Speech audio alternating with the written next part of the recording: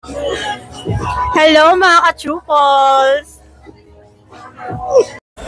Hello mga ka-chupals!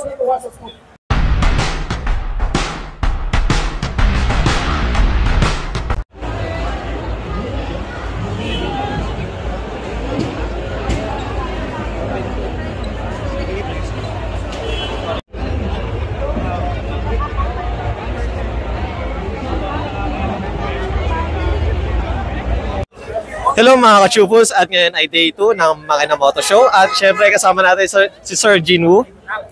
Hello, Sung Jinwoo ng Solo Leveling. Arise. Nice. Then sir, regarding pala ngayon sa event na to, ano yung rine-represent nyo or sambot po kayo, sir? Actually, ano lang ako, goer lang ako, hindi ako nagre-represent ng isang booth. May friend lang ako dito na kinuha ng booth na Mukem, kaya pinuntahan ko siya dito.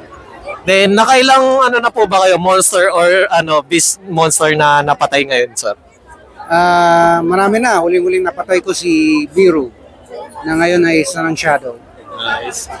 Any spoiler, sir, para sa season 3, sir, or movie? Ayoko mag-spoiler kasi may mga nag-aabang ng bagong season eh. Baka mainis sila pag makarinig ng spoiler eh. Pero itong espada ko ngayon, hindi pa pinapakita. Hello mga ka-chupals! Hindi pa pinapakita ito ngayon sa season 3 palalabas to. Itong spoiler. Makukuha niya kay Thomas Andre. National level na classes hero. Nice. Then sir, regarding pala dito, pagkatapos nyo dito sa Makina Moto, sino yung papatay nyo or sino yung papasangin nyo, sir? Or anong dungeon yung susugurin nyo, sir? Wala pa akong planong dungeon na sugurin.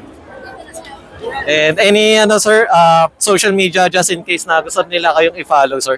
Yes, you can follow my Facebook page.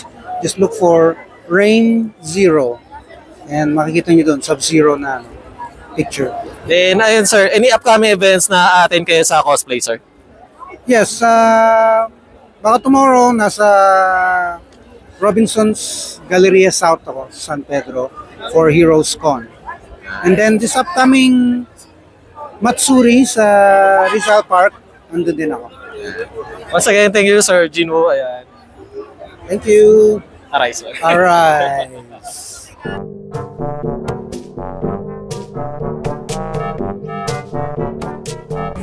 Hello mga ka-chupos, at ngayon ay day 2 ng Makina Moto Show at syempre kasama natin si